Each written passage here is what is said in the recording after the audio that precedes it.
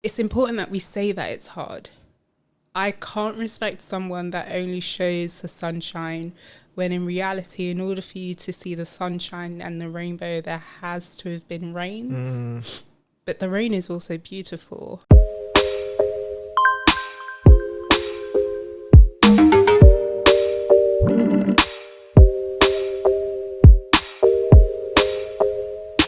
It's man like that. Come on! Welcome to Many and Proud. Today, I've got to read this. We've got an international motivational speaker. Come on. A coach, mentor, angel investor, founder of Halo app, and everyone's new best friend. So welcome, Indy Love Gordon. Thank you. Thank you for having me. Thank you. Do you want to just quickly say what you do? I know I've already said it, but... I feel like you did that really, really well. But yeah, I do loads of things. Ultimately, I am someone that advocates for anyone that has a dream. So all of my titles, whether it's head of programs at Foundervine, founder of Halo, speaker, angel investor, everything links back to helping people. So that's my purpose. That's my job. So the reason why I brought you on, because of man like Stephen Chapandama, he brought me to your attention. And yeah, you're doing a lot. And when people say that they want change, you're being the change that you want to see. So first of all, I know it hasn't been like this overnight, and you've had your own sort of struggles and challenges on the way, but you're thriving. So I want to know, what has been your biggest transformation? I know it's a loaded question, but what do you think? I think my biggest transformation has always come from my biggest struggles. And also there hasn't been one transformation. The version of Indy you see today was a different version last week, and that was a different version the week before. The overall foundation is exactly the same, but the things I can do are so much more. So I'm just someone that transforms every time hardship or learning happens. And there's been loads of things for me, like I'm currently going through a process of healing from cancer. I'm type 1 diabetic. I've got dyslexia. That's not a bad thing, by the way. That's a superpower. And so actually transformation for me has been taking those situations and deciding how I want to grow within it and how I want to use my struggles to empower other people. So I don't think it's been one thing, it's been many things. Yeah, no, I'm happy that you shared all of that. That's a lot of challenges, and like you said, they've brought about who you are today. So I would like to say they've been character building. Yes. And what do you think was a moment where you felt as though you needed to reinvent yourself? Again, I think you're going to hate me during this chat, because when I think about what it means to reinvent yourself, in my mind, it means that you are starting anew. And I am a firm believer that there is nothing wrong with who you are. So the concept of reinventing, that doesn't need to be a thing. You don't need to think about what wasn't. You just need to focus on what is and what can be. I have never reinvented myself because there was nothing to reinvent. It was just about building on what already existed. And I think about some of my life experiences when it comes to the job I do and the spaces I'm in. And everything I do boils down to people. I remember when I first started at my current company, Foundervine, one of the first things I found when I was there was that there is a large population of underserved men and women that don't have access to the tools and resources they need to build their dreams. We are, without being told with specific words, told that we can't achieve through body language, through energy, through words on paper, but we're often told we can't achieve.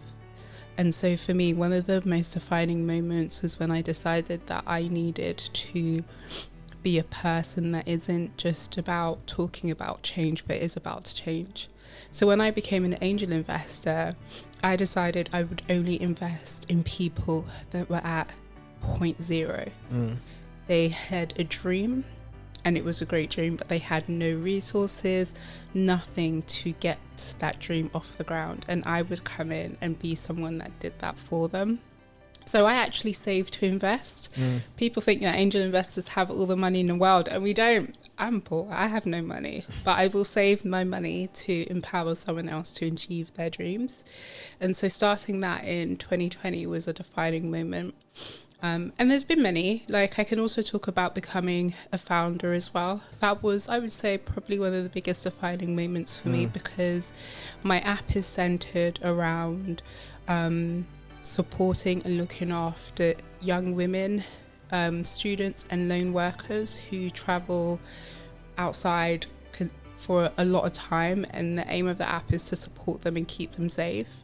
And that came at a time when the UK and the States were going through this movement of Me Too.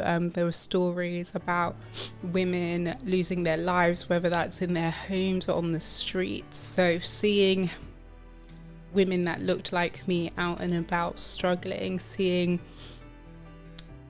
people like me, that was a defining moment, because I think there's an assumption that if it's not happening to you, it could never happen, when in reality, at any moment, our lives can change. So it was really important that I created an app that wasn't just for the people now, but for future generations.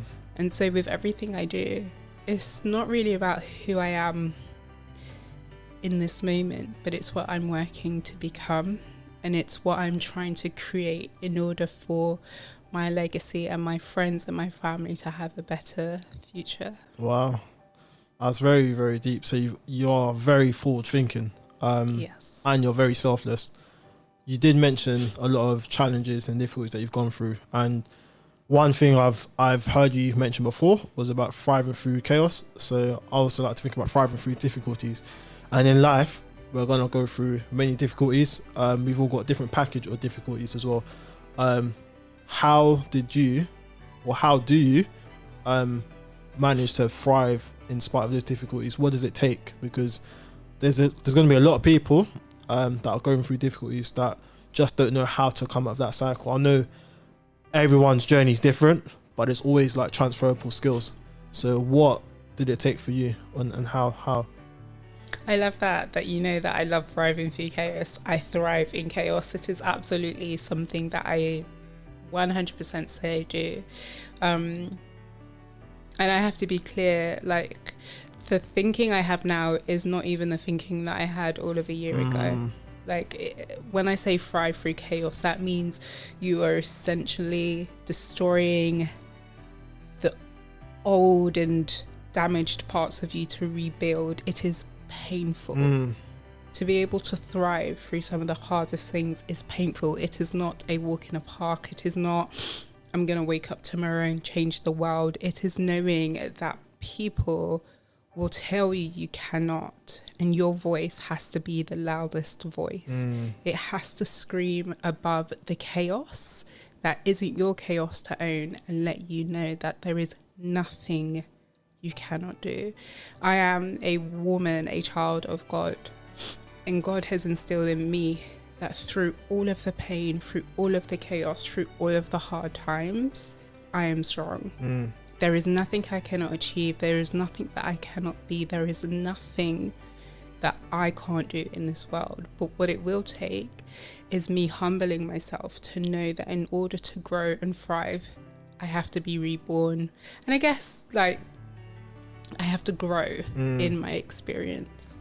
And so that's how I thrive in chaos. It's not an easy thing. It's taken each day at a time. And I think one thing I've realized is that people often want to achieve something. They have a goal. And within that goal, they have set great steps to get there. But as soon as something happens, it's almost like they take 10 steps back. And that's because there isn't enough faith in themselves and what it is they want to achieve. The best way I like to describe it to the people in my community is you wake up every day, without a shadow of a doubt, you'll go to work. Unless you're sick, then in reality, you'll go to work. Yeah. You will drag yourself out of bed. You will do your routine. You will strive to get into work, because at the end of you going to work for a month, you get paid. And that feeling of achieving when you get your salary, that's why you do it. What if you were to replace that salary with you being whatever it is you want to be in this world, achieving phenomenal things? That means that the steps you need to take, you will get out of bed. You will put those goals into actions. You will talk to the people you need to talk to. You will spend the money you need to spend, because you and your success is the prize. That is the mindset we need to have. We need to replace these small things that give us instant gratification with long-term success. And so for me, in the pain of me trying to achieve things, I always see my goals as bigger. Money will come and go, but knowledge and wisdom turn into power that can change the world, which means that my only purpose in this world is to struggle through that chaos until I arrive. And if I arrive, you arrive, my friends arrive, my family arrive, and we all win. So it's not just about me. So I thrive in chaos because the goal is so much bigger than me as an individual person. Indy has arrived. Aye. Okay, clearly she's a motivational speaker. That got me a lot. I ain't gonna lie to you. Woo. I need a moment. Because for me, as much as I like to hear people achieving success, what I love to hear the most is your struggle. Not because I want you to expose yourself, because I feel like people look beyond that. And like you said, once struggle comes, people fall backwards, or they fall down and they might not get up. But a lot of the time, we don't ask questions about the scars that it took to reach the destination that you set out to reach, because the reality is everything valuable in life comes with a struggle. The most valuable things in life come with struggle. It really does. And the thing is, like, it's like a diamond. In order for a diamond to become a diamond, you have to chip away at it. It becomes bruised until you then wipe away all of that dust and you see the beauty underneath it. Let's take me now. Like, I think people look at all that I do and assume that this is easy. It's not. Sitting here is hard. Having these conversations where I have to talk about, you know, the things that have happened in my life in order to help someone, it's hard. That is the challenge, you know. Doing my job where, you know, up until a few weeks ago, battling cancer, it's hard. Having to get up every day, that is hard. And so for me, it's important that we say that it's hard. I can't respect someone that only shows the sunshine, when in reality, in order for you to see the sunshine and the rainbow, there has to have been rain. But the rain is also beautiful.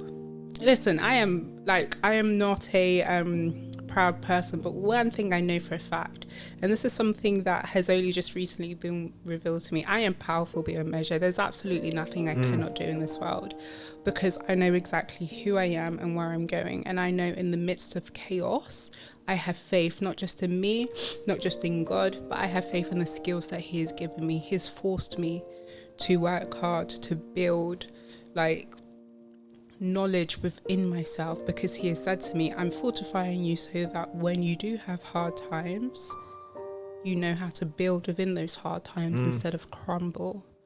And so I can't crumble. I get bruised, but I can't break, because I know exactly what I'm doing. So even if I'm upset one day, that means nothing. That will come and go, and I'll be okay. And it's a mindset thing, because I think we do need to be honest and say, we don't all have the same privileges in life. The privileges I have versus the privileges you have are very different. And then if you put in the colour of our skin as well, that changes it even more. So we need to recognize that we all do come with different levels of privileges, but what we all come with that is absolutely the same is a mindset that can do anything it wants to do if we choose to allow it. And it's about ensuring that we have the right people around us to empower that.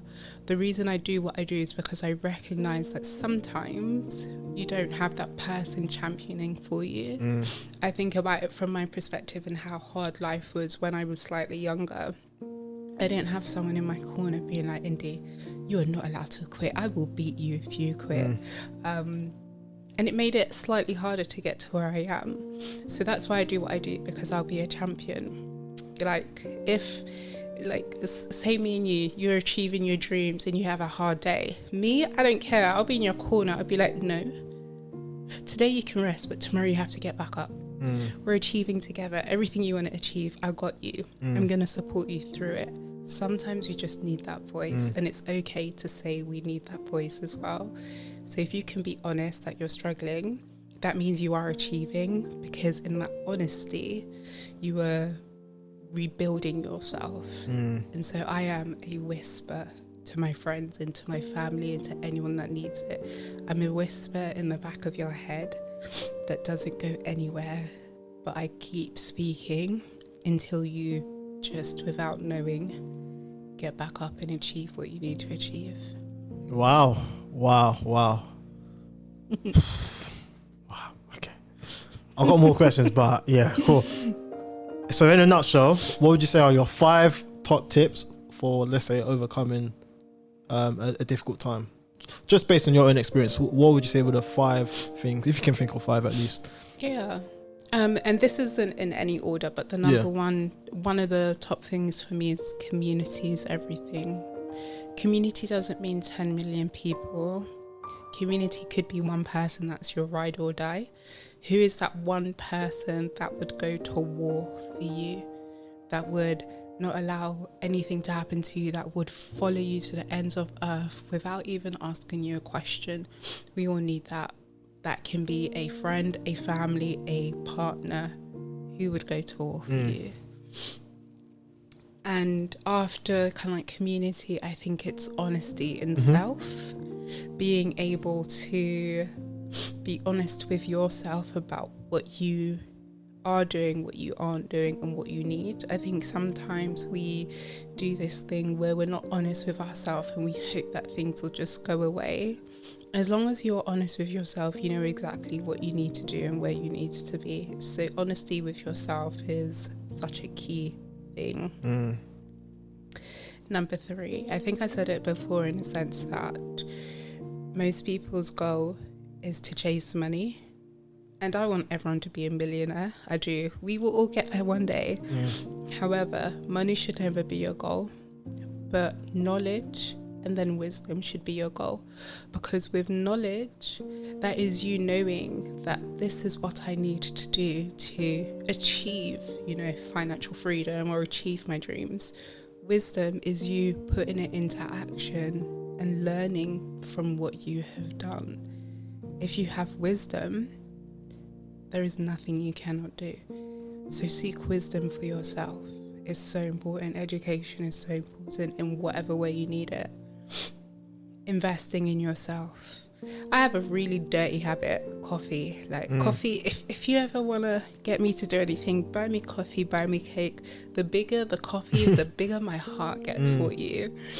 And one day someone said to me, Indy, let's do the maths on how much coffee you spend, not in a week, but in a day. It's so bad. Great example. My office has free coffee. They serve us free coffee every day. And I live in walking distance of my office. I will buy coffee before I get to the office and then have multiple coffees and then go out for coffee and then come back and have coffee. And my friend was like, so I guesstimate you spend around £20 a day on coffee, 5 days a week. Girl, you are spending a lot of money. What would happen if you took that £20 and actually invested in a course or invested in something that helps you grow internally? Do that. I think sometimes we take for granted self-care. Self-care doesn't actually mean, just face masks and movies. Self-care is actually you saying, I believe in myself and I'm going to go and learn things and engage in things so that I can be the better version of myself. That is self-care. And finally, probably the most important one, you can stumble, but you can never actually fail if you decide you're not going to fail. And what that means is that if you decide you're going to go on a journey of growth and achieving the things you want to achieve, and you make a mistake, that isn't failure, that's learning. But if you have decided within your mind that tomorrow you're going to start again, you haven't failed. The people that succeed the most are those that look at their struggles and turn them into successes. They don't see the journey as a straight, I either have to do it right and succeed or I fail. They see it as a adventure, which means there will be highs and lows. They see it as something that will take time. And so if you see that, and if you believe deep down that you will achieve, whether it is today or in 10 years, you will achieve. And that mindset will absolutely change your life. So those are my 5. Yeah. Wow. Listen, you heard it from her, not me, innit? And she's literally living proof. So thank you for that. So one of the things I wanted to speak to you about as well was, let's say your journey, because like I said, you're doing a lot of things. And like you said, it's been hard, but in terms of, like, let's say professional work that you're doing, what are some of the obstacles that you've been facing along the way? Yeah, there has been loads of obstacles on my professional journey. I think the number one thing I have struggled with is being a black woman in tech. It's really weird because for me, I'm like, I think sometimes I live in La La Land because I'm the glass is half full type of person. There's nothing, I just look at everyone, I'm like, yeah, there's space for us all to win. Let's just go on this journey together. But in reality, just by the way you look sometimes can be a hinder to you and your growth and your journey.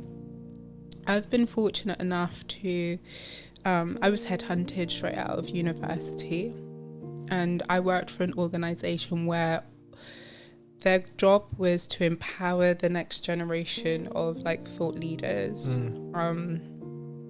But within the internal team, they had a focus of bringing in younger leaders and building them. So it was a company where you had to, basically, you had to swim through the mud to like get to the other side. And I was fortunate enough to work in an environment where they built me. They made me the leader I am today. And then COVID happened, and I was there for 5 years. And I decided it was a great opportunity to move into a new career. I was fortunate enough to go to a women-led coding class with Apple, where it was all around empowering the next generation of women leaders within tech. And I loved it. I was like, oh my gosh, I want to get on the dark web. I want to be a super hero / slight villain, because, you know, like Robin Hood, you have to take from the rich to give to the poor. She's the number one disruptor. And so in my mind, that was where I wanted to go next. And I was fortunate enough to be offered a new job. And then we went into lockdown where we couldn't leave. And in a span of a week from getting this new job, the offer was then rescinded. And that was one of the biggest challenges, because I was so new into the tech industry and the tech space. No one really wanted to give me an opportunity because I didn't have enough skills. I was a senior leader when it comes to leading people, when it comes to social enterprises, developing people, I was very experienced. But when it came into the tech industry, I didn't have a lot of experience. And so that was a big challenge. But I then landed my job that I currently have.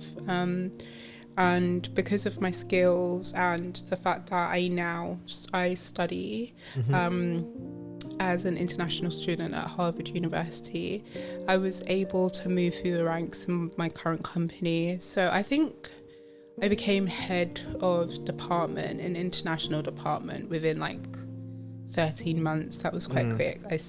I jumped a couple of roles and worked really hard. But I remember, I will never forget the biggest challenge I faced. I was invited to number 10. And number 10 where? Don't just say casually. It's great. There's loads I do there right now. So House of Parliament, guys. Yeah, I appreciate the opportunity.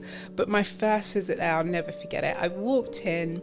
I was there to explain to some of the ministers and key people why entrepreneurship in education was a key thing. Not just for young people becoming founders, but actually the soft skills it teaches you when it comes to speaking, when it comes to building and developing great ideas and problem solving. Entrepreneurship should be something that everyone has an opportunity to develop within. I walked into the room and then I had this older gentleman turn to me, hand me his cup and was like, go make me a cup of tea. And I'm just a happy-go-lucky type of person. I was like, sure, what would you like? And before I could get it out, he was like, where's your uniform? I was like, what do you mean uniform? I don't wear a uniform. And he was like, all the cleaners and servers here wear a uniform. I was like, oh, I'm not a cleaner. And then he just turned around and ignored me and then came back with, I think, someone that was responsible for people. And he was like, so where's her uniform? Why isn't she wearing her uniform?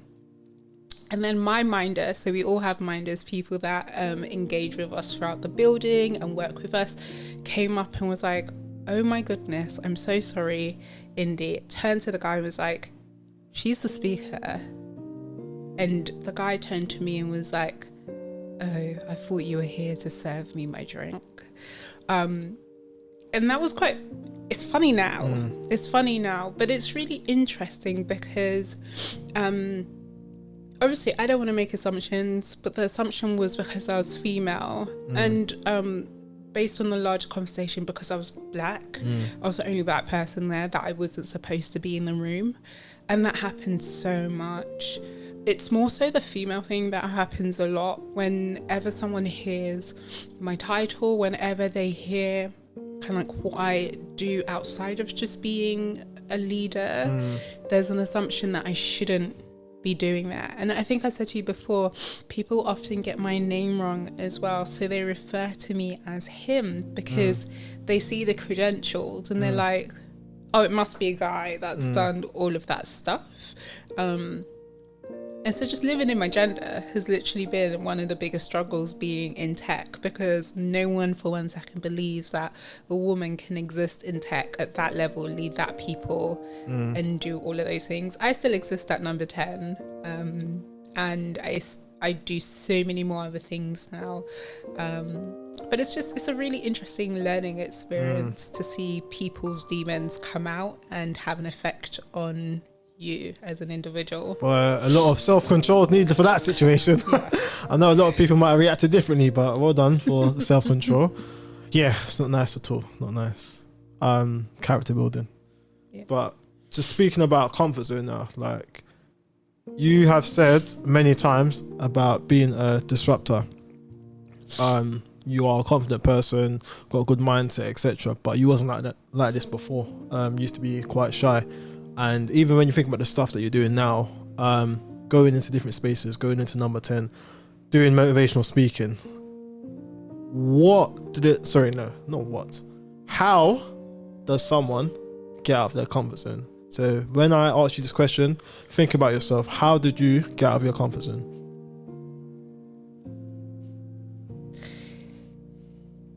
When I think about things, if my mind says I don't want to do it, I do it. when you asked me to come here, I didn't want to do it. Yeah. Not because I don't like what you do, I love what you do.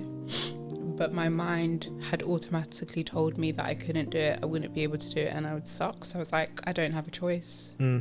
It's choices. That is the number one thing to becoming a disruptor. What are you trying to achieve? And it's about making that choice. And so I force myself to do the things that bring me the biggest fear, because when I've done them, there was no fear at all. It was my mind playing tricks, and I will not be ruled by my mind. I will rule my mind. So it's choices. Choices, yeah.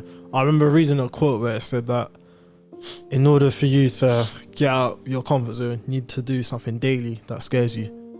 I think that was by Eleanor Roosevelt, I think. Yeah. I love that. It doesn't have to be big things. Yeah, no. It's small things.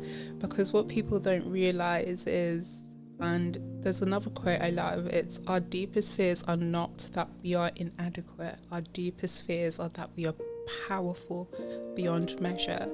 And the thing about that is that our minds tell us that we can't, when in reality, there is no reason we can't. We are so powerful, and sometimes we get nervous by the power that exists within us. But you have to make that choice to push past the self-doubt and allow yourself to achieve. And I say start small. It's tiny things. Sometimes I'll be like, oh, my mind will say, I don't want to sit in that chair. And it may feel silly, but I'll go and sit in that chair because it's a small thing. And then you build upon it, and you build upon it, and you build upon it. So what would you say are your top tips? So you've given one already, starting small. What else? For the audience. So yeah, definitely start small. Definitely think about what's the end goal. A lot of people have a great vision, but they don't really know where they're going on this journey. They just know they're on a journey. And the thing is, you need to find something that anchors you to your success. So what is the end goal? And be as big with it as possible. If it's one day I want to be able to buy a house, or one day I want to be able to talk on a stage with 10 million people, cool. That may not be something that comes true tomorrow, but at least you know what the North Star, what success looks like, and then you put in those steps to get there. And it's okay, I'm gonna make choices, I'm gonna start small, I'm gonna talk about what I do, because another big thing that I've realized is that people feel unconfident talking about themselves and what they do. And what you'll find is that you are not alone in a lot of the stuff you're doing. 100%. There is actually people that are thinking, feeling, and going through exactly the same journey.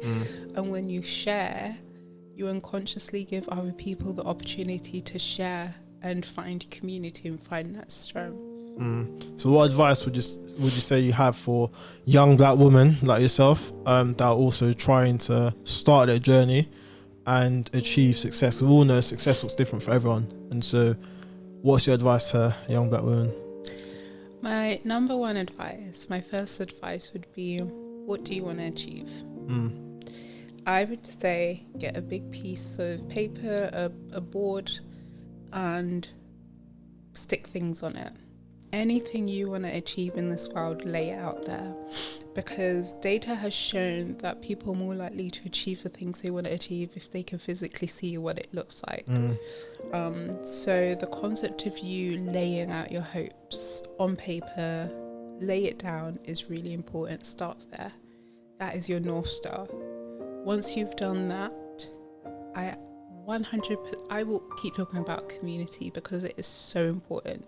Find a group of women, a group of men, if you're a guy, that you can talk to that are on the exact same journey as you.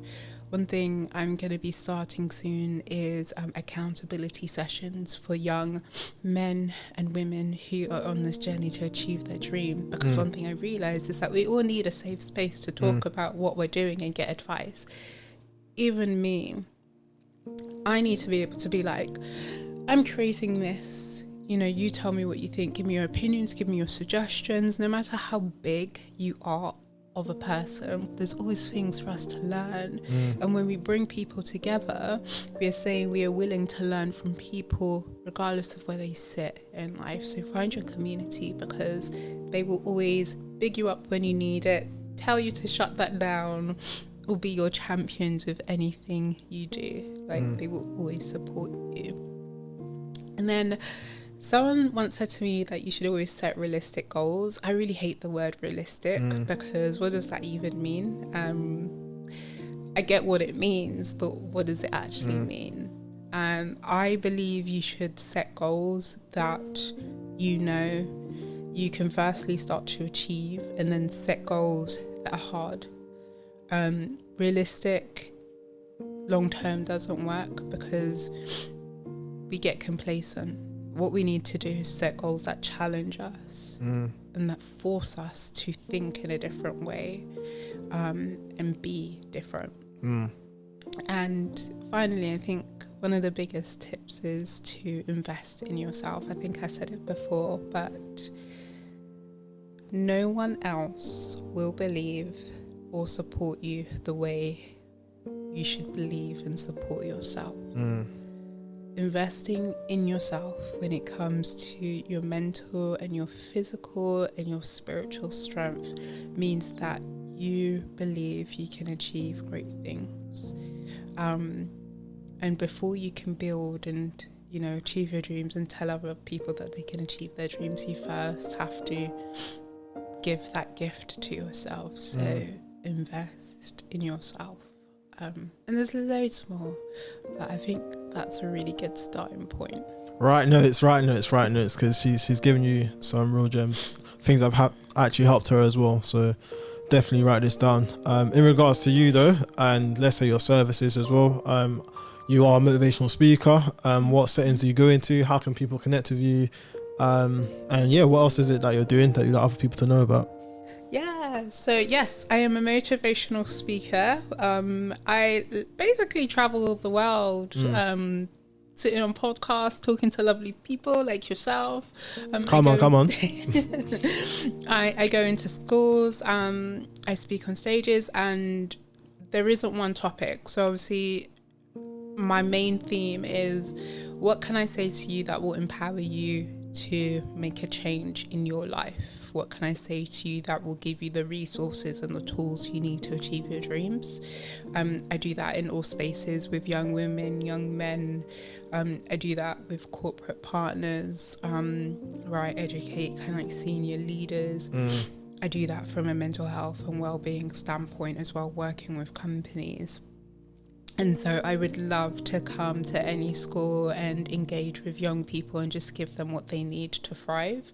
But I think sometimes we forget that regardless of age, you can start to build your dream at any time. So for me, it's really important that I not just engage with younger people, but also with the people that are potentially considered to be it's almost like it's like, oh, you're on the older side now, so you don't need help, when that's wrong. Everyone can start at any time, so it's really important. So I do that. And then I'm also an angel investor. So as I said before, I predominantly invest in extremely early stage founders. So if you have a dream and you can prove you've done the work to say, this product, this service, this thing that I'm doing will be successful, what I tend to do is I invest for like 2 years, and I set a plan with each of my founders where I'll invest for like 10%.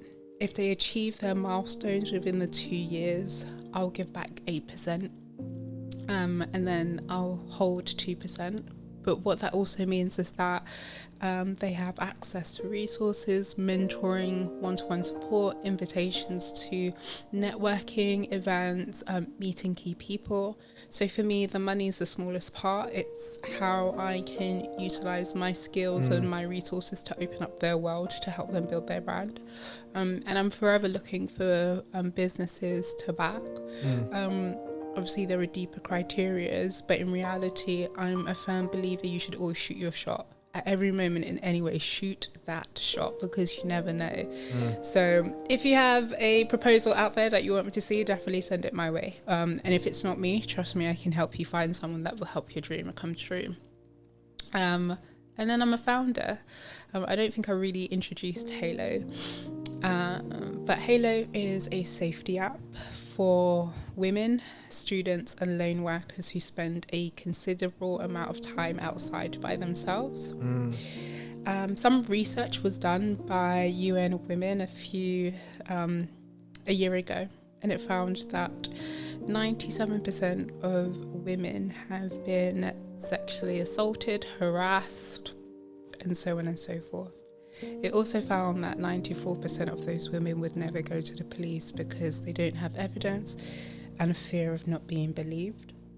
Those results are staggering. That breaks my heart, because that means all of us pretty much have someone in our community that has been hurt, and we know someone that would never step foot in a police station to get redemption from what they've suffered. So I started Halo. The aim of the app is it focuses in 3 key areas. It focuses firstly on the absolute immediate need. So your SOS, GPS tracking, ensuring that people can get from point A to point B as safely as possible. Things like check-in and stuff like that. Then it's the future. It's fast record, so you can quick record audio, you can quick record video, and you can nominate for it to automatically be sent to someone at the click of a button, which means that if you have to collect data, you don't have to worry about breaking your phone or things like that. There's stuff that will go to someone to help you build a case. It also has things like an audio book where it's like, I don't know if you've ever seen some TikTok videos where there'll be a guy and he's like, use the sound if you're going home and you're in a taxi and you're feeling unsafe. And it's like, hey babe, where are you? Okay, I'm waiting outside. We laugh at stuff like that, but the data has shown that that stuff actually helps. So within the app, we have a bunch of different resources and tools like that people can use. And then finally, I'm a firm believer that you are not broken, you were just bruised. So the third part of the app is all around the future. We offer discount or free counselling services, training services like self-defense, taekwondo, group therapy, resources and different opportunities to rebuild confidence. The aim is that if you've been through something, or if you just want to grow your confidence, there is a space for you to do that without feeling judged, and we will give you that either for free or at a discounted rate. So it's the now, the future, and then the growth part as well, and that's Halo. And it's due to fully launch Q4 this year, but the aim is that actually everyone has it on their device, but it's an app that never gets used. That's amazing, man. God bless you, man, for even thinking of that idea in the first place. That's definitely gonna help lives and change the game, really. So well done for that, man. Thank you. Yeah, we've come towards the end now, and so how can people connect with you? Still never said where. Oh yeah. Oh gosh, yeah. I'm so bad at this. Please find me on Instagram at IndieWho. Or you can find me on TikTok doing motivational tiny videos. She's laughing, but if you go and check it, she's actually making an impact as well. Like, you know what it is? My friends, they often say to me, you are just the most cringeworthy person, but we love it, Indy. Never change, but you need to know your happiness is cringy. You know what it is? They're familiar with you, that's why. But to those that don't know you, that's hitting differently. Very true. Very, very true. And you're absolutely right, because the community I'm building on TikTok is very different to everything else, and they engage. I do what I do because I want to make a change, but when I read some of the comments and I have the conversations, and it's like, wow, actually I'm making an impact. That stuff for me like really fills my heart. You can just email me, like standard at Gmail, my full name. Yeah, I'll add it all into the description as well. Yes. So yeah, I guess my words to you, just keep shining. Honestly, you're doing a lot. Thank you for coming. You've definitely helped the audience a lot, and you've got a lot inside that you're giving to the world already. So just continue. As much as the struggles might come your way, you're a disruptor, you're strong, but I'm sure you're gonna go on to do many more things. Ultimately, what I care about most as well, look after yourself. Self-care, very important. Just keep doing your thing, man. And I believe that you're gonna continue to do greatness, because you are already great. Okay, so final words of encouragement to your brothers and sisters. Don't stop, dream big. Anything you want to achieve, you can absolutely achieve it. And if you need help, I will be the whisper in your ear. Yes, she will be the whisper in your ear. Okay. Now write in the comments how you felt about this video. Sis really has shared a lot, and I feel like there's a lot of lessons learned here already. I'm definitely gonna look into this as well. So thank you once again.